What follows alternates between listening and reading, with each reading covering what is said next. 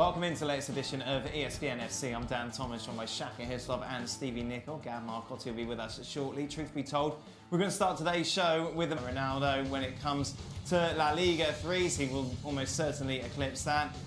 Meanwhile, a lot of people have been tweeting in about this after this. Why do people still get compared to Messi? He's clearly better than anyone else by a mile. Talk about that Messi hat-trick, that free kick and that third goal. He's doing that week in and week out, dropping 10 out of 10 performances. I made my dog see that third goal, and he's a wolf now.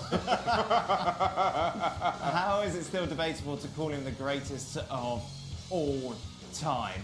I don't particularly want to get into that debate because we haven't got too much time. But when you see him put in that sort of show, look, it's cliche, but it's almost like a privilege, isn't it? To be around, to be able to watch that. Well, he looks at the game differently than the rest of us. You know, he sees things that we don't see or wouldn't even consider, one, if it's possible, and even attempting it. Yeah. I mean, his last goal is... How difficult is that? Oh, dear. I mean, is there anybody else that's ever played the game could do that so well? I'm not quite sure. How easy does he make it look, though? Yeah. Yeah. That's almost as frightening as not only is it a difficult skill to execute, but he makes it look as though he's playing on the playground with a couple of his friends and hardly breaking a sweat. And let me just say, as much as we continue to draw comparisons and the tweets kind of allude to that, we're living in a time here where we're seeing two players execute at the highest level of football in a way that I don't think any other generation has been privileged to.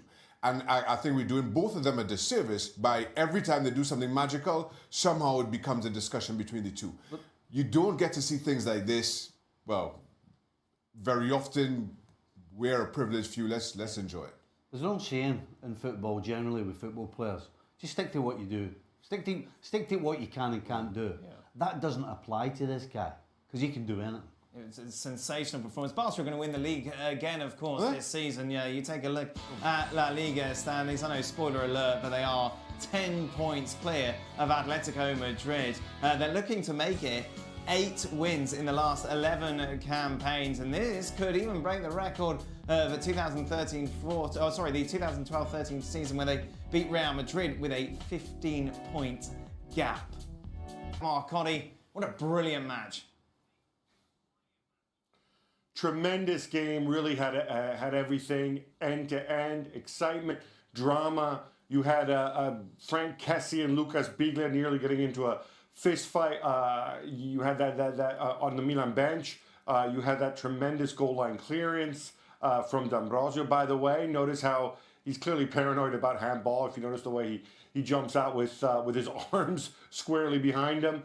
It had everything, and I think most of all, it had a statement from Spalletti where on his day, he gets his tactics right. He gets the players motivated. They were totally dejected after the Europa League and the Icardi affair and whatever else. And they go out and they get a huge, huge result. Question now is, can they build on it? Gab, so many talking points from this, but we haven't got much time. And unfortunately, the one that I want to ask you about is Kessie and Biglia, who've both come out and apologised afterwards. What on earth were they fighting about? What was all this about? Well, it's funny, Gattuso made a big deal after the game of this. He said, it hurts that we lost the game. It hurts me even more seeing two of my players getting into a fight on the bench. Apparently all it was after the game, he brought them both out to explain themselves. It was like being back in school. And Kessie said, I had so much adrenaline. I was angry when I came off the pitch. I was fuming. Lucas Biglia, obviously a veteran, told me to calm down. I had words with him. It got out of hand. I want to apologize. So it ends there. And I think message to football clubs, when this kind of stuff goes on, and it will happen occasionally, just deal with it straight away. No big deal. Apologize. Move on. A significant win for Inter with regards to the race for the top 4. 2 points clear now of Milan. Meanwhile, Juventus lose their first league game of the season. Just 15 points now ahead of Napoli after that 2-0 defeat against Genoa. it in during the second half, said the gaffer told me to come on and calm it down, and the first thing I do is slice it and put Virgil under pressure, which wasn't ideal, but boy is he clutched from the penalty spot. 13 of his last 14 penalties have found the back of the net. It wasn't the sort of game that blows the mind for Liverpool supporters. It is 3 points, but what I'm sure will continue to concern them is Mohamed Salah's lack of form. Just 4 out of 10, according to Dave Usher, our ESPN FC writer. And you take a look and compare the stats, there's no questioning. He has dropped off significantly when compared to last season. And yes, the bar was set high, but this time last year he had 35 goals, this time just 20. Steve, it's got to be a concern because it just keeps happening.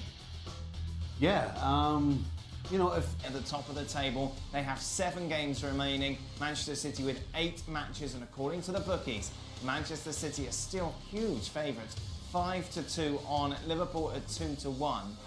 Is that fair, Steve? Is that a bit disrespectful to Liverpool? No, I think Manchester City are favourites, and for me, it's one main reason, and that is they have more goal scorers. Right. You know, we're talking about Salah. He can't hit a barn door from 2 yards right now. Firmino, his job isn't really to score goals, but he can give you a few. And so without Mane right now, where are the goals coming from? So Man City have got so many more goal scorers. That's what makes them favourites for me. I think the old cliche is you prefer to have the points than the games, but when City are playing as well as they are, you're not quite sure who's stopping them.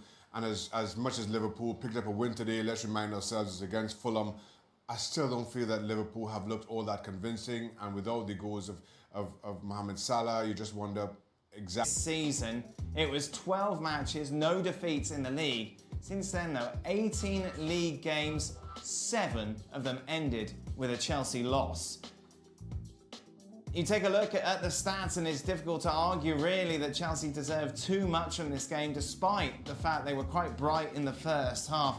It's interesting though what Sarri had to say after the match on that loss, saying, I don't know and the players don't know what happened in the second half. I cannot explain it. We played the best first half in the season and we could have scored 4 or 5 and then suddenly we stopped playing. It's very strange. We didn't defend at the start of the second half. We changed the system, but it was the same. The problem was mental on the pitch. So the system and the tactics are not important.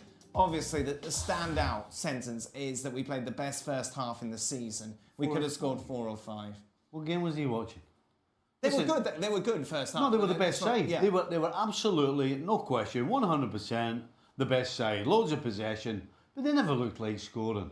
You know, we've just done highlights there, yeah. And we've got a shot from Hazard from 20 yards with 4 defenders in front of him. I mean, that's kind of what the first half was all about. Honestly, Chelsea to me looked like a schoolboy team. You know, when you're a kid and you've got one great player in your team and you just give him the ball. Yeah. That's what it looks like with Hazard. He's the only one that seems to be. Well, everybody's looking to him to do something, and the rest of the team, I mean, defensively. I mean, they're a bit of a shambles, to be honest. To answer what Mauricio Sarri is asking, what happened was halftime came along and both managers had to give their halftime team talks. You cannot dominate a team like Chelsea did against Everton in the first half, and then have that bigger turnaround. That's where you earn your money. You set your team up to go out, and then you tinker and you make things right, or you keep things going right at halftime. Marco Silva changes whatever he says in the changing room. Everton come out a whole lot different. Chelsea look a whole lot poorer. That's what happened. You failed at half-time. Let's just take a look now at what that means regarding the race for the top 4. And Everton really did. The other boys are favourite. Chelsea remain then 6, just 1 though adrift of Manchester United. 3 of Arsenal, who are of course 1 behind Spurs. According to the bookies, Spurs and Arsenal are the 2 favourites to make it into the Champions League. From a Chelsea perspective, are we almost having the conversation now that it could be better for them to focus on the Europa League because they could be more likely to get into the Champions League via that, considering the draw that they have compared to domestically? I don't think so, no. I mean, Sarri certainly can't think that way because if he does, he might lose his job. But what do you think, Stevie, if I say which is more likely? Oh, they're more likely to win the Europa League. They're not getting in the top four. No? No, they're not getting in the top four. They right now they seem to relish playing in the Europa League. The movement and the chemistry and everything seems to be there. But as soon as you step on the field in the Premier League, it goes away. And the significant thing about that is in the Premier League, he goes back to the team with the Bartleys and the Kovacic's in the Premier League that doesn't work. And in the Europa League, he plays all the other guys. You does.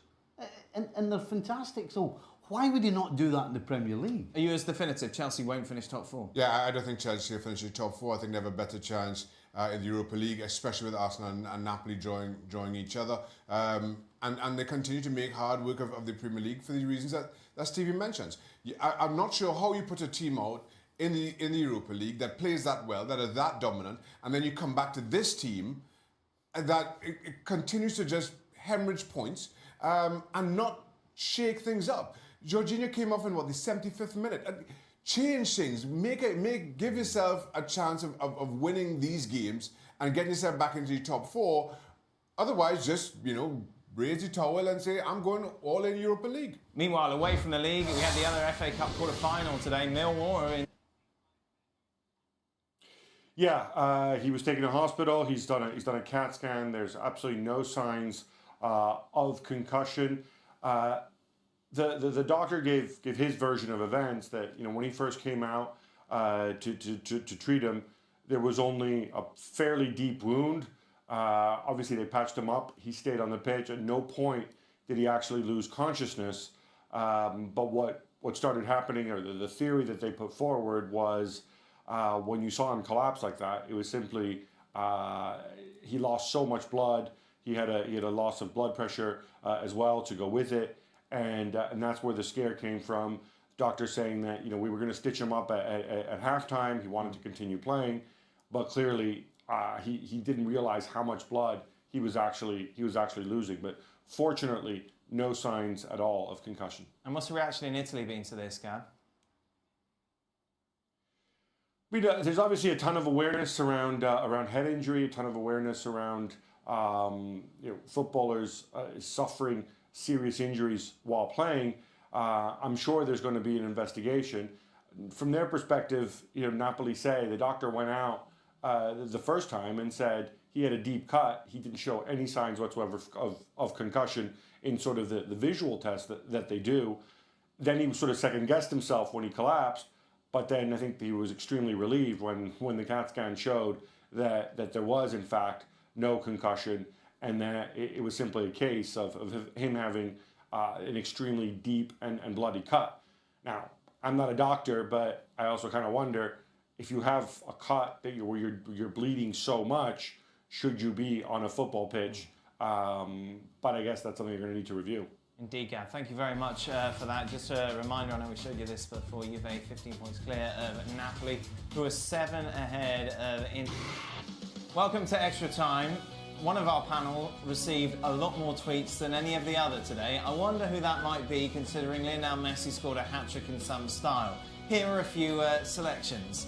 So, Shaka, about that. No one will think less of you if you change your stance. Shaka Hislop, man, just rethink your theory about Messi. Meanwhile, tell Shaka to keep hating Messi. We will keep loving him because he is the greatest. Goat emojis all over these, Shaka. This goes back to Shaka saying that Messi can't be considered the greatest of all time unless he wins the World Cup. Shaka, you can change your mind. Change your mind, yeah. I change my mind all the time, thank you very much. I know I can change my mind. What? What's the question? Are you going to Is he change the your mind? greatest of all time? I stick to what I say. Which is? Tell you what, I thought Burnley was stubborn. Look at the tapes. Look at the tape. What do you mean Yeah. look at the tapes? I'm not getting into that argument again. That's a lot of I'm tapes. not. The amount of goals he scored, that's a lot of tapes. Look at the tapes of what I said, is what I meant. What if people have What did not you say? availability of those tapes? What did you say? Tell us what you said then. No, I'm not getting into that again. I'm not. Stevie, do you say he's the best? It's either him or Maradona. Right. I kind of go back and forth. Maradona won a World Cup. So you keep giving me a hard time, and you're in the same position as me. No, I'm not. You know? No, I think being stuck in a spot where you can't decide who the greatest player of all time is between two guys is not being stuck in a place. Okay. Whereas you're just not entertaining the fact that he's the best player in the world ever. I'm entertaining it. Let's get Gab in. May as well. Gab.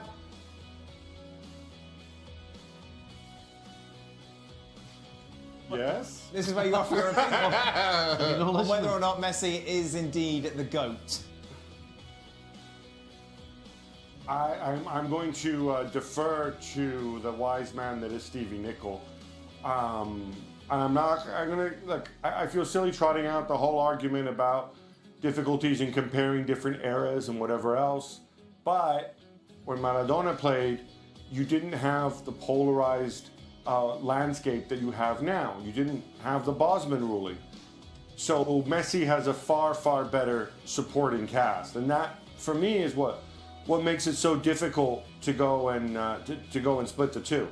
But there's no question that they're out there. Maybe it's also the fact that, you know, I was younger when I saw Maradona play, and that sticks with you.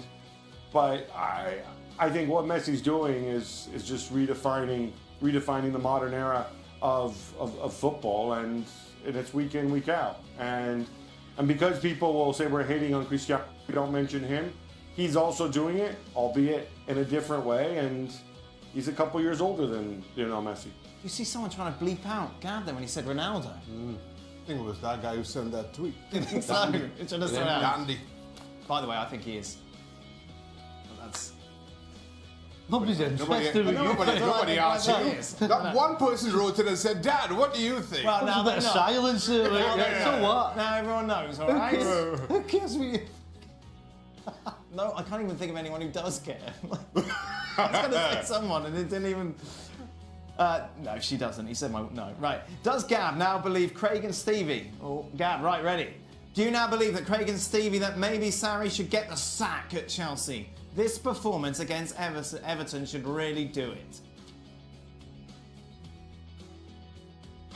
Here we go again. Be quick, Gab. We haven't got much studio time. There's no possible reason to sack somebody at this stage of the season when they've embarked on it. If they come up short at the end of the season, he will get the sack. Today against Everton, it was a bizarre game. I thought they played really well in the first half. Should have scored, could have scored, and then completely disappeared in the second half. We've seen this before. There was the same thing against Bournemouth as well. And that's something that should worry you when you've been on supposedly a good run. How many league games left? 7. Doesn't make Seven sense. Doesn't or make eight. any sense sacking him. No, none. Makes Sorry? no sense. Makes no sense sacking. No, I don't think. by the way- I don't think you No, said. we didn't. I don't think you said sack. No, this to be was fair. a while back. Isn't that what the tweet said? Sack him down? I don't think No, we'll but I sack don't him. think Stevie ever said sack Sarri. Yeah, no, He I just said sort it out. I don't think they'll actually sack him anyway. Well, they might do in the summer. Yeah, but who's actually going to want to take over at Chelsea, right? You're probably going to lose Hazard. Your whole team needs overhauling, but you might have a transfer ban. Yeah. I mean, somebody like Allegri or... No. Are they going to want to take on a job like that? I think Big Sam's available. Oh, Griezmann dines with which players, if not Ronaldo and Messi? the Atletico team. Where do you? Where do you? Griezmann, of course. Apparently, ESPN FC sources saying that he wants to go to Barcelona now. A bit late for that. Should have done that last year. Fool. Me too. I want to go to Barcelona as well. Exactly. Doesn't like Atleti anymore. Right, Gab. Who does he dine at? Which table? He's at the same table as Messi and Cristiano. I'm sorry, Griezmann. You can be you're not even the best of the rest. You're one of the best at the rest. You can dine at a table with Eden Hazard and Kylian Mbappe and Neymar and those guys, but you're not getting into the Messi Cristiano table. Sorry. No. Agree. That's a table for Yes, two. agree. Table for two. Table them for two. Agree with Gab. Is Gab and the Serie A Awesome podcast? Now, this is a big, of course, issue with the podcast. We've had a lot of complaints about it, Gab. And you're anti-interways. Are you going to show some love this week? They played really well. Spalletti got it entirely right on the day. The question is, can you now build on it? Can you sort this out? Look, the big elephant in the room, Mauro Icardi and Wanda Nara, that's still there. That hasn't been sorted out. The fact that they have a bunch of older players that he seems to be comfortable with, but nobody else is. The fact that they got knocked out by freaking Eintracht Frankfurt, who by the way did not play well at all over the 2 legs, but they played a whole heck of a lot better than Inter. These are things that these are the realities for this team. Right then, what did you give up for Lent, Gav? Or did you give anything up for Lent? I haven't given anything up for. No? I haven't given anything up for Lent yet. Well, not hating on Inter, that is for sure. Yeah. We're waiting on. Shaka, what did you give up on? Coffee. I drink a lot of coffee. Well, Don't you do that every year? That's pretty much it. yeah, because that's what I enjoy and drink the most. Coffee. Steve, I'm guessing you haven't given What up do what you enjoy. What do you enjoy and drink the most, Stephen? No, nothing. I'm not giving it. Okay, that is it. Thank No you chance. very much. Shaka, are you back on Twitter for all this abuse? No. No. You don't fancy rejoining it? No. No. Thank you very much to Gav. Tapes out. Get the tapes out, hey? Who says that, Stevie? Get the tapes. ESPN FC returns tomorrow. Stuart Robson's with us. Ah! Oh, get those.